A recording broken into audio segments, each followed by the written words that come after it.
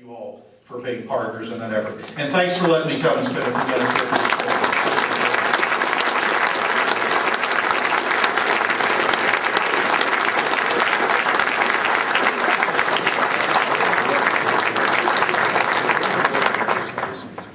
We will take a couple questions.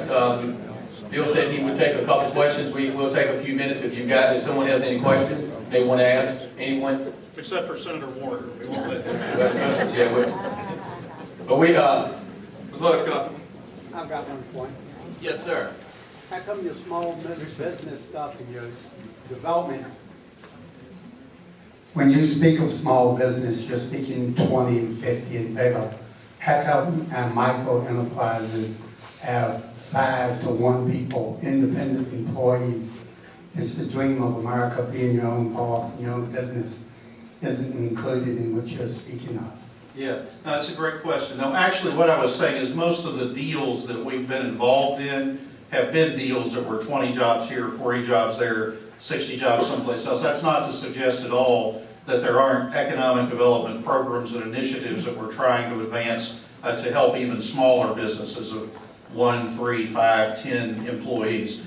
In fact, and I didn't have time this morning to go into this in great detail, but one of the major areas of emphasis in Part 2 of our Jobs and Opportunity Agenda this year will be small business. And I think you're going to see proposals there that do a couple of things. One is try to significantly expand the direct loan programs and guaranteed loan programs that the state has in place for small businesses to help with capital formation as well as business expansion. I think there'll also be some proposals in an area we call an Emerging Technologies Fund, which we think is an area where Virginia is really pretty far behind some other states in the country. We need to play catch up. A lot of that will be specifically targeted towards small businesses and startup businesses in the technology sector.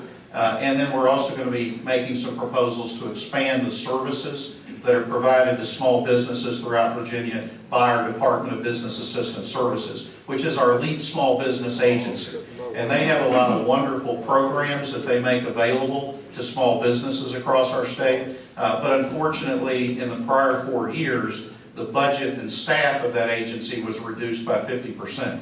So it's kind of hard to support small businesses when you're cutting by 50% the budget and the staff of your lead small business agency, and we want to build that back up. But all of those programs will be targeted not just towards small businesses in the 20, 40, 60 range, but small businesses that are those micro small businesses that you're talking about. That is a very important part of our economy, and some of these programs will be specifically targeted to help support that part of the economy. We'll take one more question. Lieutenant Governor, thank you for coming down to see us today. Good morning. You talked eloquently this morning about job creation in the Commonwealth, and you mentioned some pretty long home runs you all have hit. Microsoft, for example, moving companies from California to the great Commonwealth of Virginia. As you know, you're talking to 94, 95 different counties here today. A lot of passionate people in this audience want to have the opportunity to feel they can indeed help with job creation. As you know, sir, you've been in small business yourself. That's where the rubber hits the road. We deal with those questions every day. How can we create job creation? It seems like no matter who's in office in the Commonwealth of Virginia, we tend to focus on the home run, try to hit the ball 500 feet. How about a couple of bloop singles and a ground rule double every now and then? What can the governor's office do to help us as supervisors, as leaders in our community, develop and spur job creation so we can help the folks in Richmond collect better tax revenues, sir? Right. Yeah, well, actually, again, most of the deals that we're seeing out there today, John, are small business jobs. They're small business deals. They're, again, the way we're structured right now, they're 20 job, 40 job, 60 job type deals all across the state. The piece of that, and I think the prior question fairly gets to it, that sometimes gets left out is those smaller, more micro business type jobs. Because right now, a lot of the incentive programs that we have in place at the state level are triggered by either job creation or capital formation. And the number of jobs or the amount of capital has to be so big in order to qualify for those incentive type programs, that a lot of the smaller, the more micro type jobs, 5 or 10 here or there, just don't fit. And as a result of that, there's not a lot we can do to work with us. So we are trying to change that. You know, I mentioned a couple of the things in response to the prior question with respect to the added resources that we're trying to put into the Department of Business Assistance Services. There'll also be some more proposals this year to create more flexibility within the Governor's Opportunity Fund so that we can reach, particularly in economically distressed areas of the state, some of those smaller types of projects. We've made some changes in that regard over the years that has made those incentive funds more applicable. But there's still some changes we think we need to make them yet even more applicable for those types of efforts. As far as what you're doing at the local level is concerned, you know, we're willing to help any way that we can. We work very closely with the regional economic development partnerships in your part of the state and other parts of the state.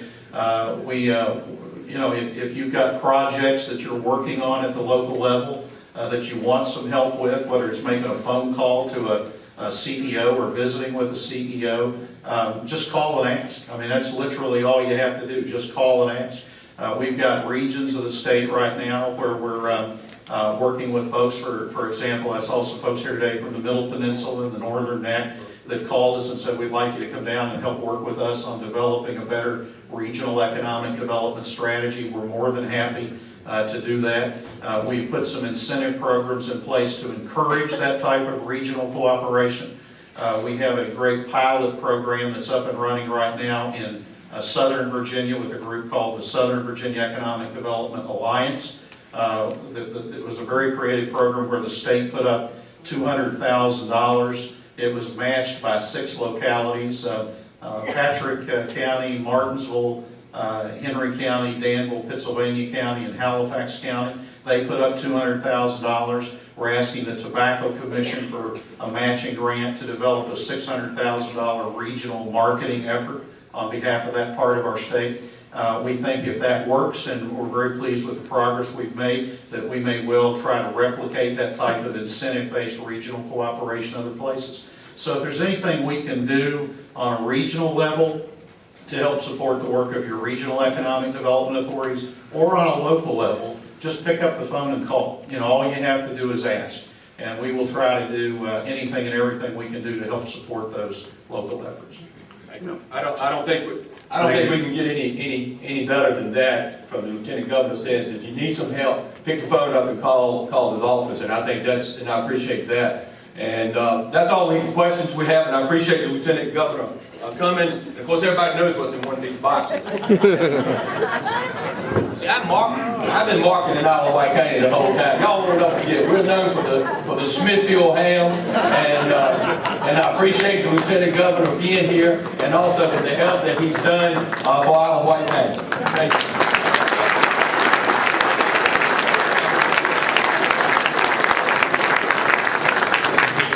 I promise I will not re-gift this. Leave it, but I will not re-gift it.